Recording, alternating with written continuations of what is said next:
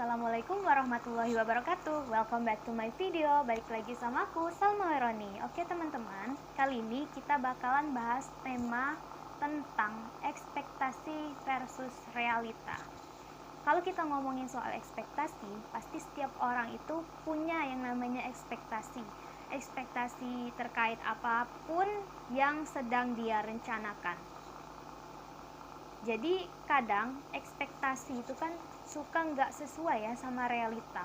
Namanya juga ekspektasi. Ekspektasi itu kan dugaan ataupun dugaan sementara ya, atau hipotesis yang kita anggap oh kayak gini nih seharusnya. Padahal belum tentu. Gimana caranya supaya kita bisa menerima antara ekspektasi dan realita. Ketika ekspektasi tidak sesuai dengan realita, kita harus tetap mensyukuri.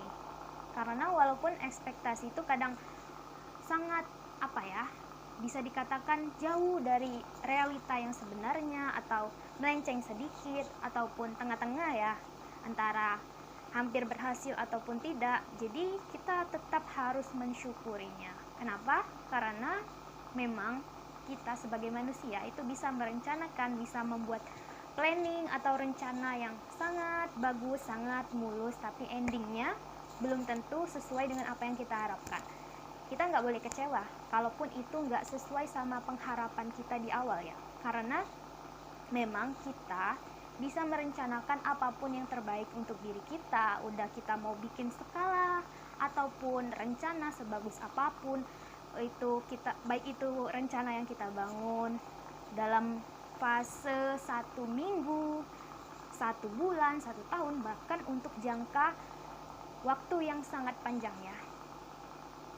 Karena ya yang namanya planning, ekspektasi itu tuh bisa kita buat, tapi kembali lagi kan, yang menentukan bagaimana hasil akhirnya itu kan kembali lagi pada yang maha kuasa.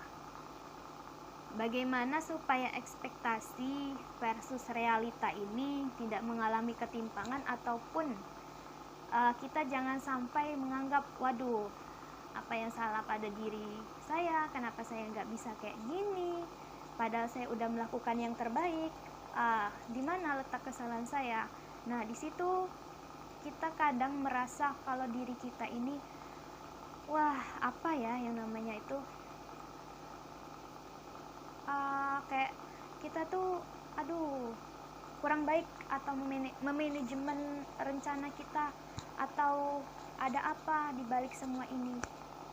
Semua itu pasti ada hikmah tersendiri.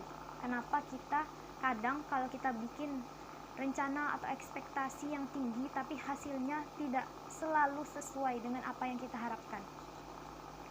Kita kadang nggak tahu nih, ekspektasi kita, misalnya kita bikin rencana mau ngapain nih, mau liburan atau apa, tapi tiba-tiba udah mau deket waktu untuk pelaksanaan tadi, tiba-tiba ada aja nih kejadian apa gitu ya yang nggak kita duga.